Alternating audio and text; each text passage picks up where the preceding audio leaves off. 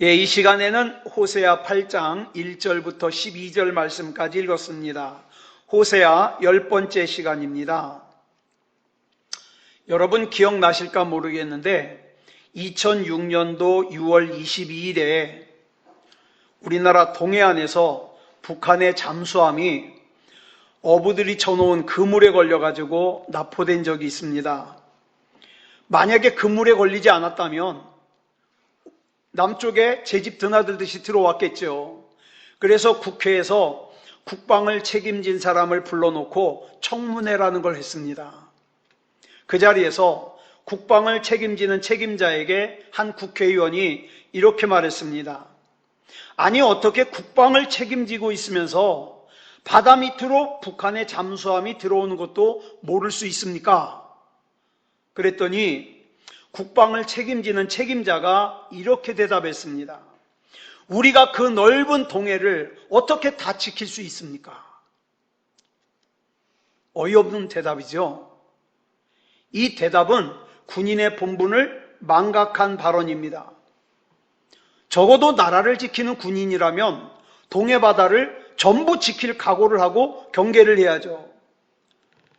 보초를 서는 병사 하나가 졸면 그 보초병을 믿고 잠을 자는 전 병사가 다 위험에 처할 수 있습니다.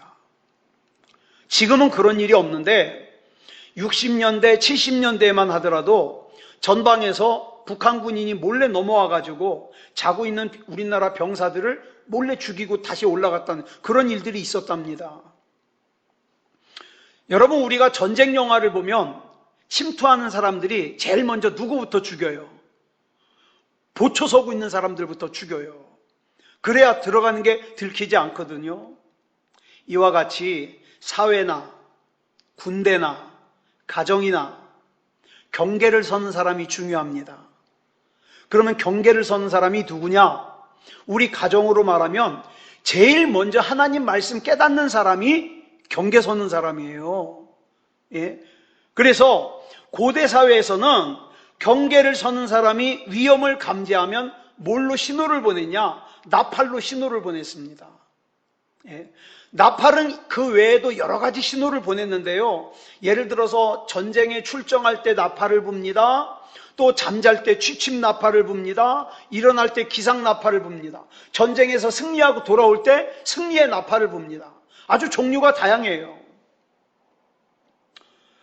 고대 사회에서는 통신시설이 발달하지 못했기 때문에 나팔 신호를 굉장히 중요하게 여겼습니다. 자, 그런데 오늘 본문 1절 우리 같이 보겠습니다. 시작. 나팔을 내 입에 댈지어다. 원수가 독수리처럼 여호와의 집에 덮치리니. 이 말씀은 임박한 전쟁을 경고하는 경고의 말씀이에요. 지금 나팔을 불어야 될 정도로 상황이 긴박하다는 뜻이에요. 어느 정도로 긴박하냐? 원수가 독수리처럼 여호와의 집에 덮치게 생겼어요. 여기서 원수는 누구를 뜻하냐면 아수르를 뜻합니다. 아수르가 지금 이스라엘을 덮치려고 노리고 있다 이 말이에요. 그런데 문제는 이런 위기 앞에서 이 위기를 깨닫는 사람이 없어요. 무감각해요. 분명히 위기인데 경계병이 없는 거예요. 고든 맥도날드라는 목사님이 쓴 책 중에 아주 오래된 책인데 내면 세계의 질서와 영적 성장이라는 책이 있습니다. 이 책에 보면은 제일 앞부분에 뭐가 나오냐면 함몰 웅덩이 증상이 나와요. 여기서 말하는 함몰 웅덩이는 여러분 뉴스에서 자주 보셨을 거예요. 싱크홀. 갑자기 땅이 푹 꺼져가지고 구멍이 생기는 거. 이 땅 밑에 석회암 같은 석회암 등 이 퇴적암이 있는데 계속 비가 오고 물이 내려가면서 이 석회암이 녹아요. 녹아가지고 그 녹은 그 빈 공간에 그 녹은 부분에 뭐가 생겨요? 빈 공간이 생기죠. 그런데 그 빈 공간을 갖다가 지하수가 채우고 있다가 어느 순간에 지하수가 빠져버리면 뻥 뚫리는 거예요, 공간이. 그러면 이 뻥 뚫린 공간을 갖다가 위로부터 누르는 힘을 갖다가 견디지 못해가지고 어떻게 해요? 한꺼번에 땅이 푹 꺼져버리는 거예요. 이게 함몰 웅덩이 증상이고 뉴스에서 자주 나오는 싱크홀이에요. 그런데 여러분, 저와 여러분의 내면 세계가 그래요. 우리 내면 세계가 건강하지 못하면 우리 내면 세계에도 이런 웅덩이가 생겨가지고 순식간에 함몰해 버릴 수 있어요. 그래가지고 자기가 도저히 극복하지 못할 시험에 빠져버리는 거예요. 고든 맥도날드 목사님이 이 책에서 말하기를, 사람에게는 이게 겉으로 보이는 퍼블릭 월드와 그 다음에 다른 사람이 보지 못하는 내 속에 있는 영적인 면인 프라이빗 월드가 이렇게 두 가지가 있다 그래요. 여기서 겉으로 드러나는 퍼블릭 월드는요, 사람들에게 잘 보일 수 있어요. 괜찮은 척 할 수 있어요. 근데 이 겉으로 보이는 퍼블릭 월드가 아무리 그럴듯해 보여도 이 속에 프라이빗 월드가 망가져 있으면, 무너져 있으면 얼마 지나지 않아서 이 퍼블릭 월드도 어떻게 돼요? 함몰 웅덩이에 빠져버리는 거예요. 무너져 버리는 거예요. 여러분, 이 사회의 크고 작은 일들이 다 그래요. 그런데 중요한 게요, 그런 일들이 갑자기 일어나는 게 아니에요. 하나님께서 저와 여러분에게 사인을 주셔요. 너 그러면 안 된다, 빨리 돌이켜라, 사인을 주셔요. 그런데 하나님을 무시하는 사람은 하나님이 자기에게 주는 사인까지 무시해버려요. 그러다 어떻게 돼요? 한꺼번에 무너져 버리는 거예요. 그래, 가만히 보면 인간이 똑똑한 것 같으면서도 참 미련한 사람들이 의외로 많아요. 자기가 굉장히 대단한 줄 알아요. 자기가 뭐든지 다 이길 수 있을 줄 알아요. 속에는 지금 웅덩이가 파이고 있는데. 본문 1절이 그래요. 나팔을 내 입에 댈지어다. 원수가, 아수르가 너희 이스라엘을 멸망시키려고 독수리처럼 지금 덮쳐오고 있다. 근데 왜 그걸 깨닫지 못하느냐? 이렇게 말씀하고 있죠. 그러면서 그 이유를 이렇게 설명합니다. 그 뒤에 보니까 시작. 이는 그들이 내 언약을 어기며 내 율법을 범함이로다. 왜 독수리처럼 그렇게 아수르가 덮쳐오냐? 너희들이 내 언약을 어겼기 때문에, 내 율법을 범했기 때문이라는 거예요. 여러분, 이스라엘 백성이 모세의 인도로 홍해를 건너고 제일 먼저 도착한 곳이 어디냐? 호렙산입니다. 호렙산. 여러분 아시다시피 여기서 모세가 산으로 올라가서 하나님으로부터 십계명이 기록된 돌판을 받습니다. 그렇다면 여러분, 이 십계명 말씀은 어디서 살면서 지켜야 될 말씀이에요? 십계명은 하나님께서 약속하신 가나안 땅에 들어가서 지켜야 될 말씀이에요. 그런데 가나안 땅에 들어간 이스라엘 백성이 하나님의 말씀을 지키면서 살지 않고 어떻게 해요? 자기 소견에 옳은 대로 살아요. 이걸 대표적으로 기록한 말씀이 여러분 잘 아시는 사사기예요. 사사시대의 특징이 뭐라 그랬죠? 계속 강조드려요. 사사시대의 특징은 자기 소견에 옳은 대로 살아요. 자기 마음대로 살아요. 저희 조카가 거기 교회가 이제 예배를 안 드리니까 주일날 부부가 같이 강원도를 여행을 간 모양이에요. 예배를 안 드리니까, 영상으로 예배를 드리니까. 강원도로 여행을 갔는데 돌아오는 길이 어떻게 막히는지 부부가 차 안에서 같이 회개했다는 거예요. 그리고 둘이 같이 약속했대요. 여보야, 우리 다시는 주일날 여행 가지 말자. 그래도 그나마 그 말씀으로 깨달아지니까 얼마나 감사합니까? 모르는 사람은 몰라요. 하나님 무시하는 사람은요, 하나님의 말씀도 무시하잖아요. 네. 자, 그런데 보세요.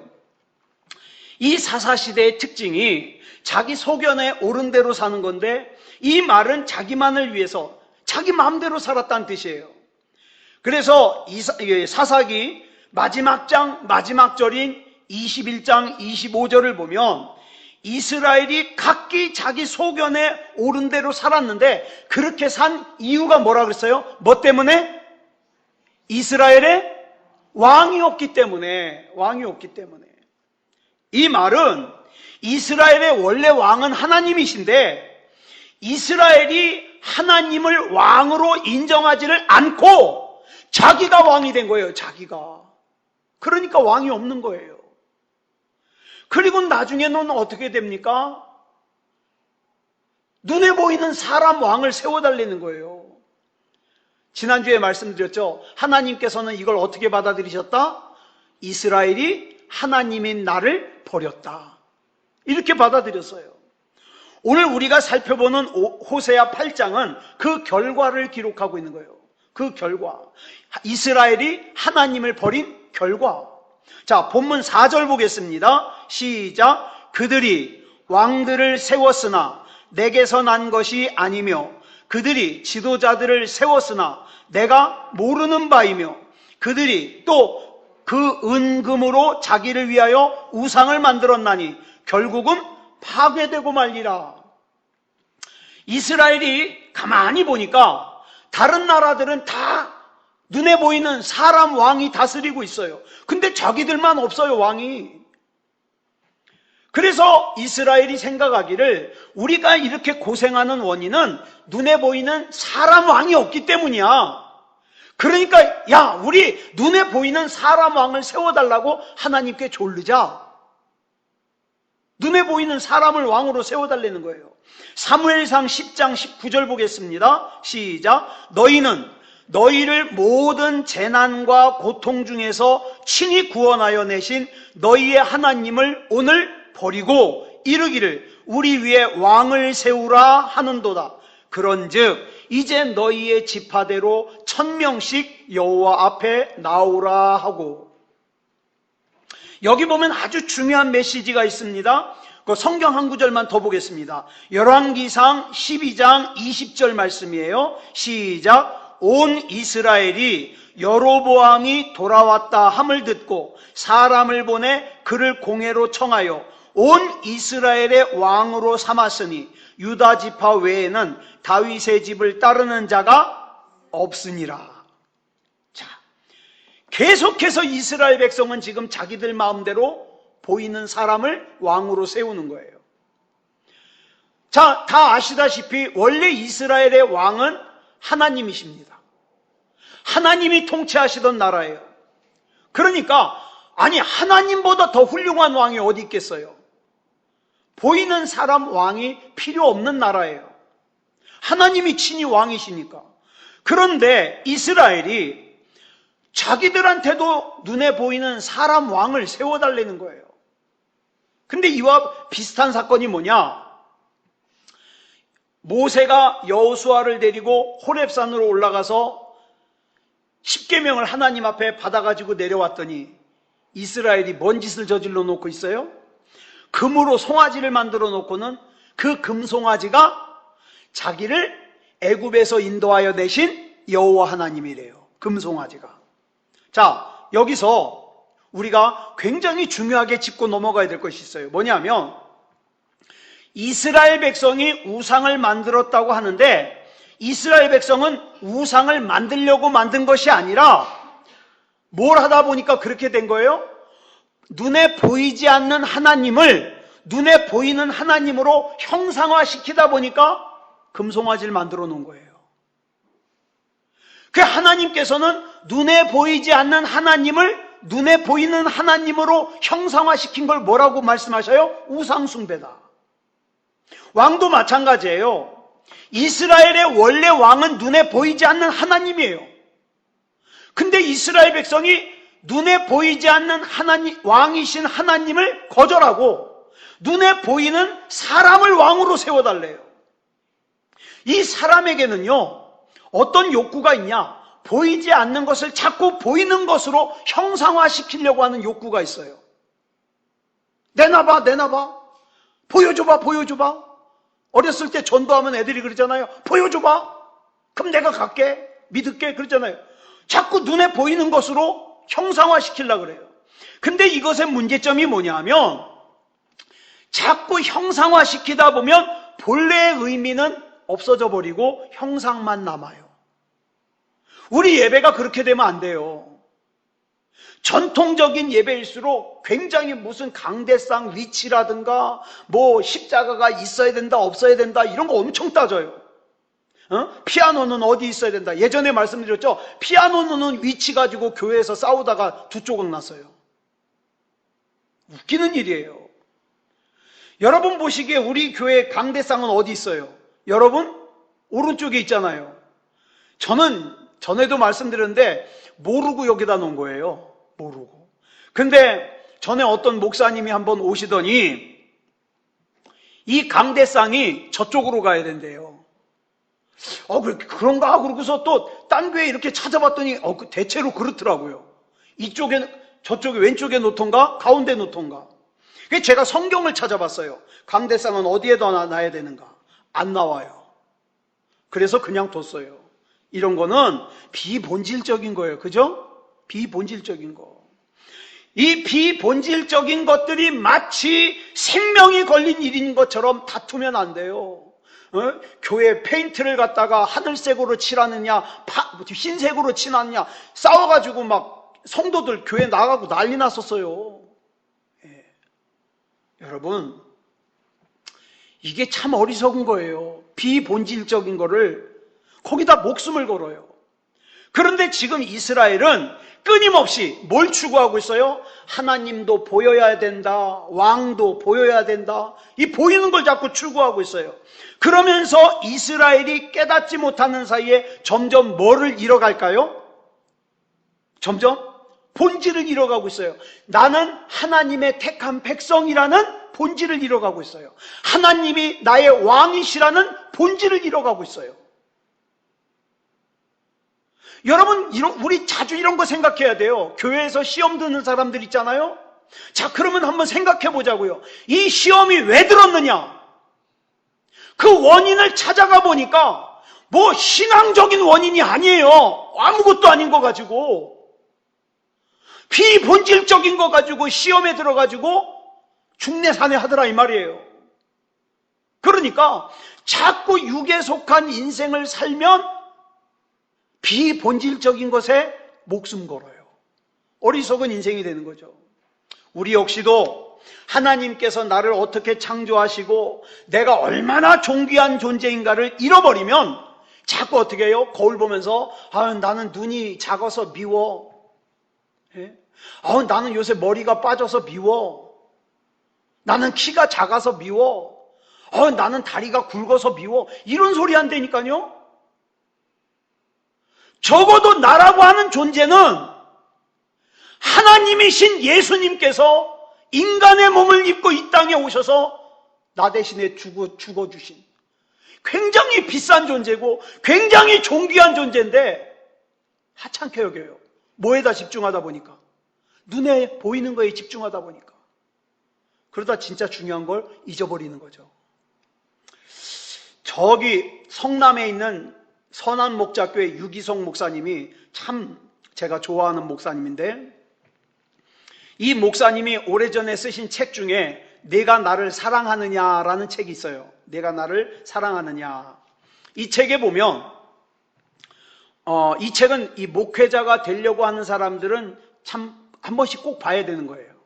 근데 이 책에 보니까 목회자 치고 성공한 목회자가 되고 싶지 않은 사람은 한 사람도 없어요. 다 성공한 목회자가 되고 싶어요. 그래서 유기성 목사님을 찾아오는 목사님들이 많이 하는 질문이 뭐냐? 목사님, 어떻게 해야 목사님처럼 성공적인 목회자가 될 수 있습니까? 이걸 물어본대요. 그러면 이제 유기성 목사님이 후배들이 그렇게 물어보니까 잘 대답해 줘야 되겠다 생각해서 정말 깊게 생각한 다음에 이렇게 대답한대요. 예수님을 잘 믿으십시오. 그러면 많은 사람들이 기분 나빠하고 간대. 그건 답이 아니라 이거죠. 이상하게 예수님 잘 믿는 것 외에 뭔가 진짜 답이 또 있을 거라고 생각하는 거예요. 예수님만 잘 믿어가지고 될까? 목회에 성공하려면 틀림없이 뭔가 비법이 있을 텐데, 예수님만 믿는다고 목회에 성공할 수 없다는 그 생각 때문에 많은 목회자들이 예수님을 잘 믿는 것 이외에 다른 방법을 찾아다닌다는 거예요. 이렇게 하다 보니까 어떤 문제가 생기냐. 목회를 다 해놓고 나중에 이제 그 목회를 물러나야 될 때가 되면 그게 내 재산처럼 생각돼서 아까운 거예요. 남주기가 싫은 거예요. 그래서 그 오랜 시간 동안 하나님 앞에서 정말 힘들게 목회해온 분들이 마지막 은퇴를 앞두고서요, 굉장히 추한 모습을 보이기도 하고 그런다는 거예요. 자, 근데 목회자만 그런 게 아니에요. 예수 믿는 목적이 취직하는 게 목적인 사람들은요, 취직하고 나면 예배 떠나요. 애인을 만드는 것이 목적인 사람은 애인 만들고 나면 예배 떠나요. 돈 많이 버는 것이 목적인 사람은 돈 때문에 힘들지 않으면 예배 떠나요. 왜? 하나님 믿는 목적이 그거였거든요. 과연 나는 지금 뭐 때문에 하나님을 믿고 있는가? 우리가 좀 깊게 생각을 해봐야 됩니다. 마태복음 8장 18절로 20절 말씀 우리 같이 보겠습니다. 시작. 예수께서 무리가 자기를 애워싸는 것을 보시고 건너편으로 가기를 명하시니라. 한 서기관이 나와 예수께 아뢰되 선생님이여 어디로 가시든지 저는 따르리이다. 예수께서 이르시되 여우도 굴이 있고 공중에 새도 거처가 있으되 인자는 머리 둘 곳이 없다 하시더라. 여러분, 굉장히 유명한 말씀이죠. 이게 뭐 말씀하신 걸까요? 여우도 굴이 있고 공중에 새도 거처가 있으되 예수님께서는 머리 둘 곳이 없대요. 여러분, 이 말씀을 어떻게 받아들이십니까? 예수님은 이 땅에 가난하게 태어나셔서 이 땅에 변변한 거처가 없으셨나 봐. 이렇게 받아들이시나요? 저 예전에 그렇게 받아들였어요. 예수님은 세상에서 가난하게 사셨고 또 공생의 기간 동안에는 이리저리 떠돌아다니느라고 거처가 없다. 그 말씀하시는 줄 알았어요, 저는. 근데 나중에 말씀을 보니까 그 뜻이 아니더라고요. 왜냐하면 예수님이 어떤 분이에요? 마음만 먹으면 처지와 형편과 상황을 얼마든지 바꿀 수 있는 전능하신 하나님이에요. 그러니까 복음 전하러 가서 야, 여기 멋진 집 하나 생겨라. 그 집 줘놓고 말씀 전하면 안 됩니까? 그죠? 어려서 가지고 성경에 이런 내용이 딱 있으면 어때요?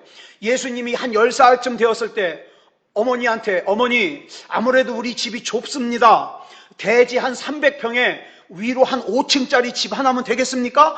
집 생겨라! 그래가지고 그 다음부터 식구들이 떵떵거리고 살았다. 그러면 복음 못 전해요? 예수님은 충분히 그럴 능력이 있으시거든요.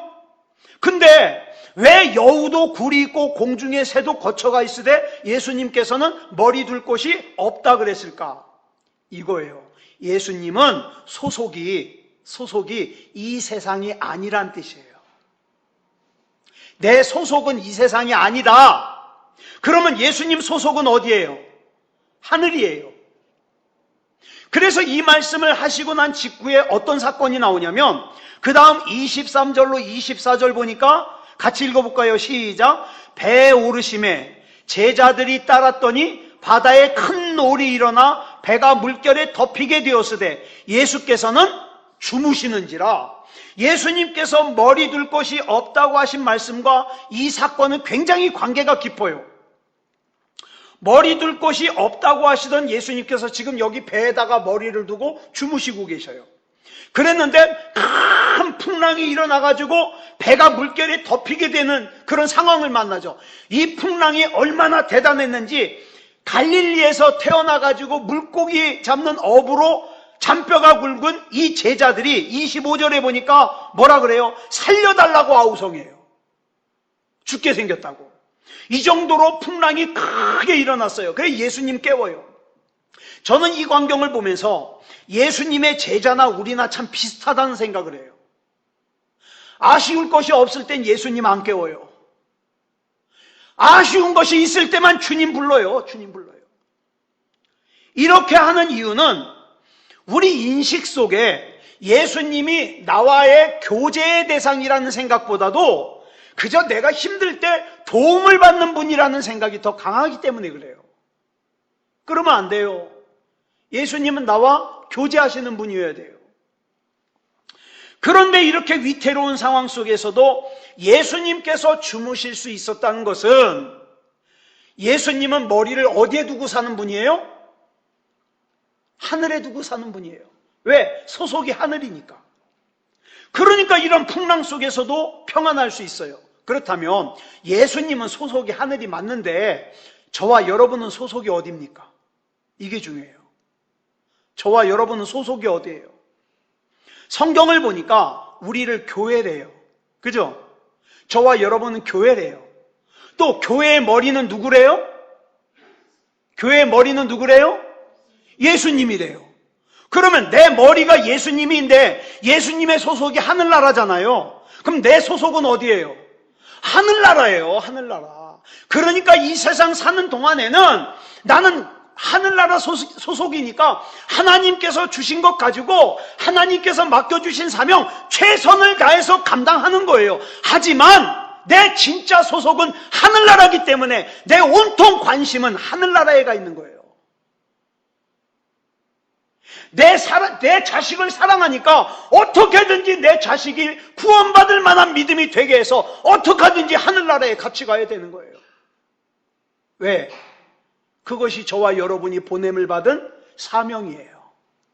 내 부모도 같이 천국 가고 내 자식도 같이 천국 가고 내 배우자도 같이 천국 가고 천국 갈 수 있는 거. 왜? 우리 진짜 돌아갈 본향은 하늘나라이기 때문에.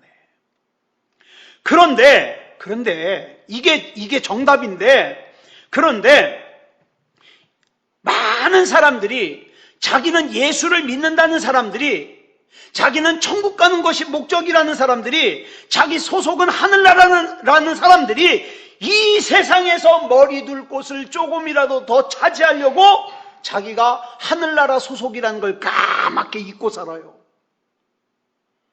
성경도 안 보고 말씀 묵상도 안 하고 그냥 살아요. 불신자랑 별표가 안 나게 살아요.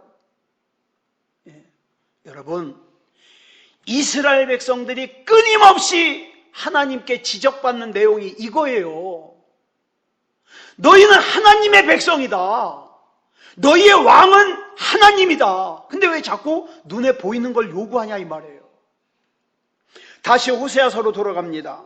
오늘 본문 4절 다시 보겠습니다. 시작. 그들이 왕을 세웠으나 내게서 난 것이 아니며 그들이 지도자들을 세웠으나 내가 모르는 바이며. 자, 하나님께서 보이는 사람을 왕으로 세우신 것은 하나님이 원하셔서 세운 게 아니라 이스라엘 백성이 끈질기게 졸르니까 알았어 그리고서 세워주신 거예요.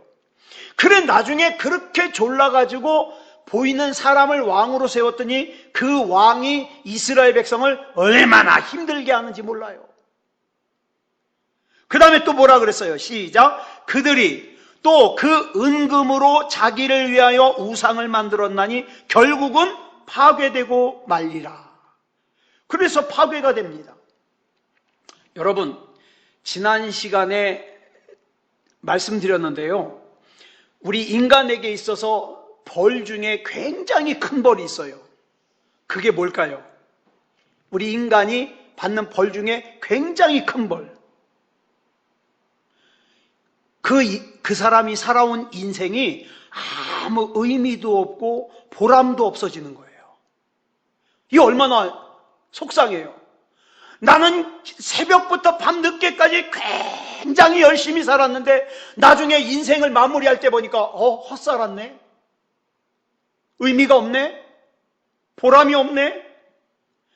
자기가 일생을 바쳐서 쌓아놓은 것이 의미가 없어질 때, 가치가 없어질 때 이것만큼 큰 벌이 어디냐고요. 그래서 일반적으로 부모님들이 자식을 참 애지중지 키웁니다. 나는 못 입어도 자식은 입히고, 그죠? 나는 못 먹어도 자식은 먹이면서 애지중지 키워요. 자, 그러면 그렇게 키우신 여러분에게 한번 묻습니다. 왜 그렇게 키워요? 왜 그렇게 자식을 정성껏 키워요? 그 자식이 나중에 한 10년쯤 되면은 여러분들 용돈 많이 줄 것 같아서요? 제가 보니까 그래서 자식 키우는 부모님 제가 별로 만나지 못했어요. 그러면 왜 그렇게 키워요? 제가 이번 금요일 날 더 자세하게 그 말씀 나눌 텐데 저와 여러분 안에 그런 하나님의 성품이 있어서 그래요. 그 하나님의 성품 중에 대표적인 성품이 뭐냐? 하나님은 사랑이시라예요. 내 자식놈이 나중에 나한테 잘하든 못하든 우리 그거 계산 안 해요. 어떡합니까? 일단은 먹이고 보는 거예요. 일단은 입히고 보는 거예요. 일단은 사랑을 주고 보는 거예요. 왜? 내 안에 그 하나님의 형상이 있거든. 하나님은 사랑이시니까 나도 사랑이에요. 그래서 내 자식에게 사랑을 주는 거예요. 그런데 그렇게 애지중지 키우는 자식이 내 눈앞에서 망가질 때, 내 눈앞에서 실패자가 될 때 그 부모는 굉장히 큰 충격을 받는다는 거예요. 왜? 그동안 그 자식을 애지중지 키우면서 쏟아부은 정성과 그 다음에 사랑이 헛수고가 됐거든요. 얼마나 마음이 힘들까요? 왜냐하면 이 자식에게는요, 그 부모의 전 가치가 거기 다 들어있어요. 그래서 자식이 잘 되면요, 그냥 부모는 흐뭇해요. 행복해요. 왜? 그 자식 안에 내 전 가치가 있으니까. 그럼 왜 자식 안에 내 전 가치가 있냐? 여러분, 감사해야 돼요. 저와 여러분 안에 그 하나님의 형상이 있어요. 이게 없는 사람들은 지 자식을 갖다가 막 요즘에 뉴스 나오잖아요. 막 굶기고 막 쇠사슬로 묶어놓고 그러잖아요. 그런 하나님의 형상이 없어서 그래요. 그래서 저와 여러분의 자녀들은 정말 우리 기도 많이 해서 잘 돼야 됩니다. 그래야 저와 여러분도 행복해요. 걔네들이 뭘 줘서 행복한 게 아니라 그냥 걔네들이 잘 돼야 행복한 거예요. 자, 그럼 본문 5절로 7절 볼까요? 시작. 사마리아여, 내 송아지는 버려졌느니라. 내 진노가 무리를 향하여 타오르나니 그들이 어느 때야 무죄하겠느냐? 이것은 이스라엘에서 나고 장인이 만든 것이라. 참신이 아니니 사마리아의 송아지가 산산조각이 나리라. 그들이 바람을 심고 광풍을 거둘 것이라. 심은 것이 줄기가 없으며 이삭은 열매를 맺지 못할 것이요 혹시 맺을지라도 이방 사람이 삼키리라. 이스라엘이 금송아지를 만들어서 그 앞에 분향하고 우상을 섬기고 그렇게 산 삶으로 인하여 그 결과로 얻어지는 모든 일들은 하나님께서 무의미하게 만들겠다. 이 얼마나 고통스러워요. 여러분, 하나님의 뜻을 떠나 내 마음대로 내 소견에 오른 대로 살면 하나님께서 어떻게 해요? 그 인생을 무의미하게 만들겠대요. 아, 내가 20년 동안 뭐 했지? 30년 동안 뭐 했지?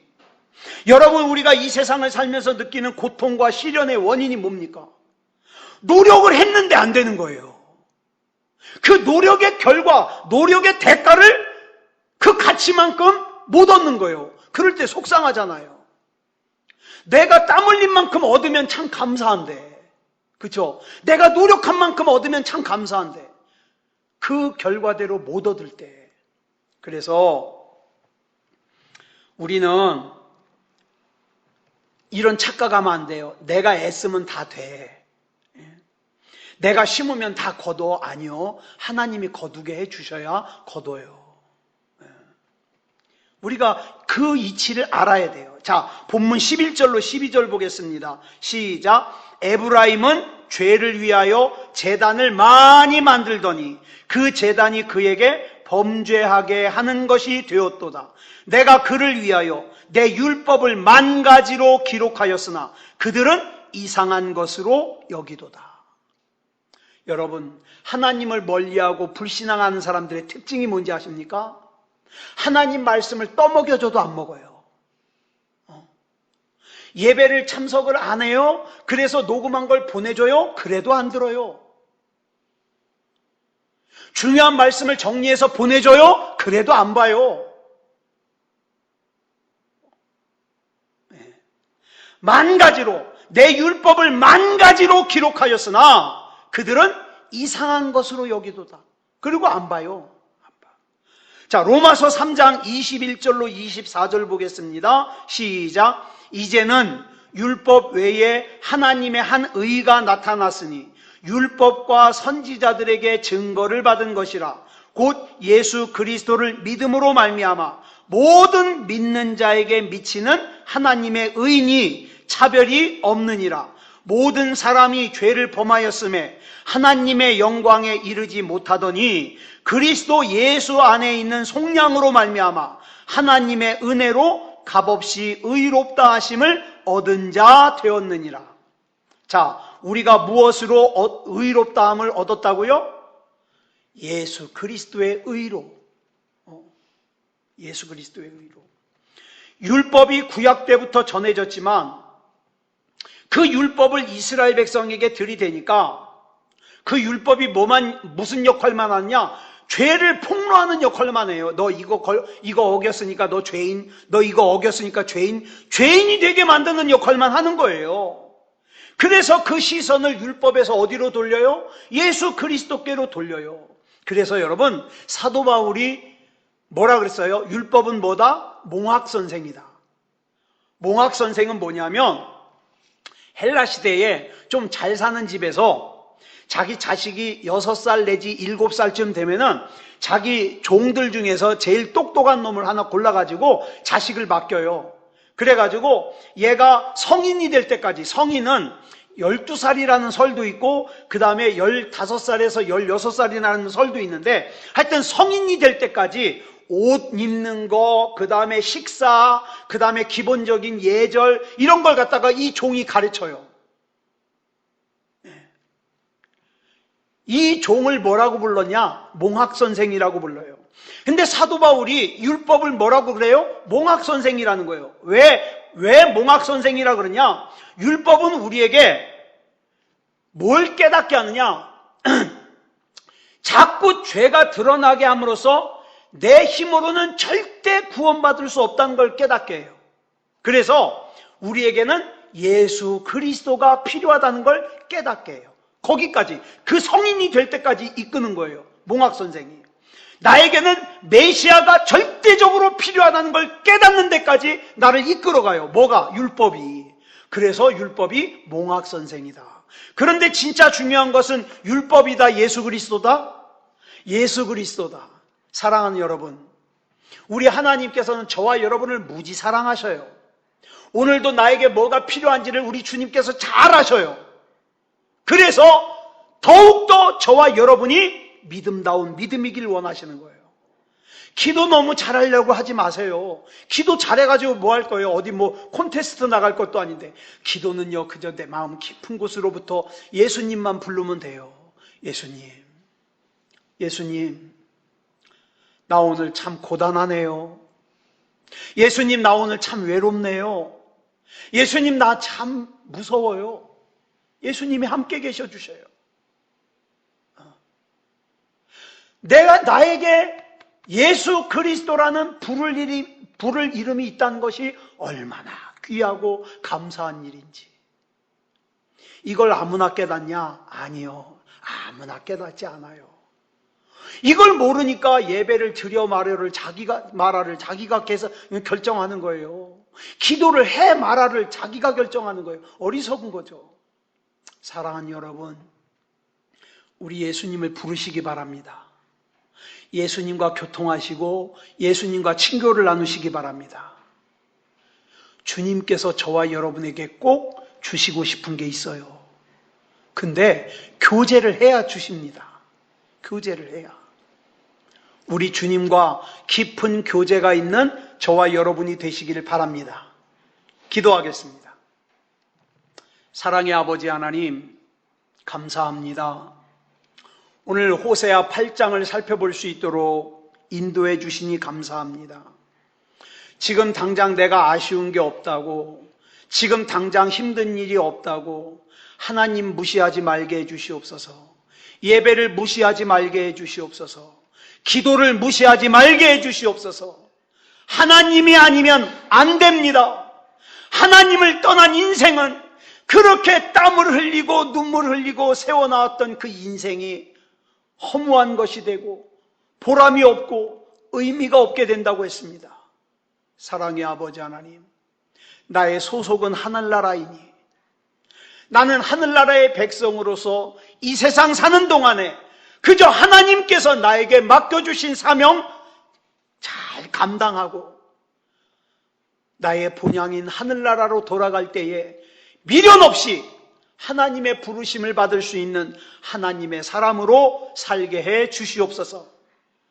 날마다 우리 주님께서 붙잡아 주시고 요즘같이 고단한 때 힘든 때 하나님께서 힘 주시고 능력 주셔서 우리 주변 사람들로 하여금 너는 이러한 때에 왜 그렇게 평안하냐? 왜 그렇게 기쁘냐? 그 소망의 이유를 물을 수 있는 우리의 인생이 되게 하여 주시옵소서. 우리 주님께서 붙잡아 주실 줄 믿사오며 그리스도 예수님의 이름으로 간절히 기도드려 싸움나이다. 아멘.